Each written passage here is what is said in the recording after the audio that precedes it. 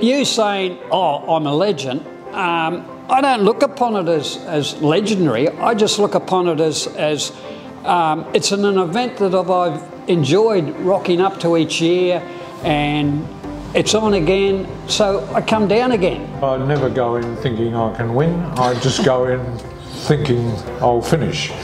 Yeah, 3:29.14 was my fastest time. I won that year. Running across the line was great because it was just a feat of determination, not training. There was no way I was not going to finish.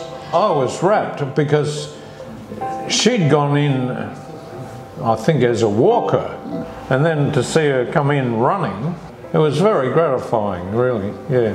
Usually when I go for a run, I run along that boardwalk, then I jump into the lagoon, which is pretty much the turnabout point. So it's sort of, I feel at home there. I mean, my times have been all over the place, as you no doubt see over the years, because that merely reflects where you are in your life at that time. You might be going through hard times and all that, and you haven't done any training, you go, oh, stuff it.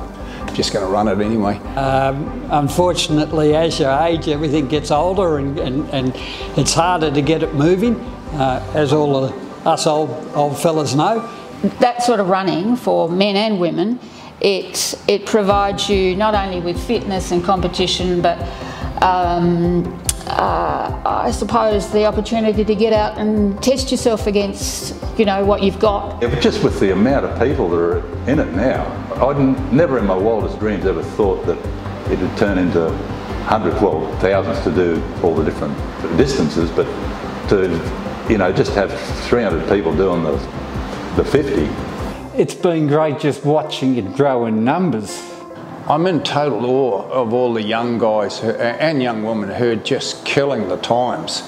There's Kyle and Ando and people like that who've done it. I just think it's incredible with everything that's going on in this world today, and these people are gutsy enough to take on 50k running, and I just think it's great. It's great to see these blokes carrying on the tradition. Come down and have a go. Who cares about the bleeding heat? This is Queensland, for crying out loud. Hey, come down and sweat a bit, and then you can have a couple of good beers after. It has changed from something which was, I think, an event which was pretty rural into something which is really well organised. It's become that type of event where people on the coast are looking for the date of when it's on so that they can be out here encouraging us. It's just the greatest thing to see all the old faces again, all these other old buggers,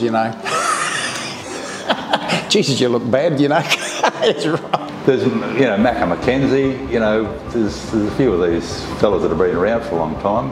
Yeah, but it's probably about the only time in the Gold Coast Marathon and the Gold Coast 50 that I tend to run into them.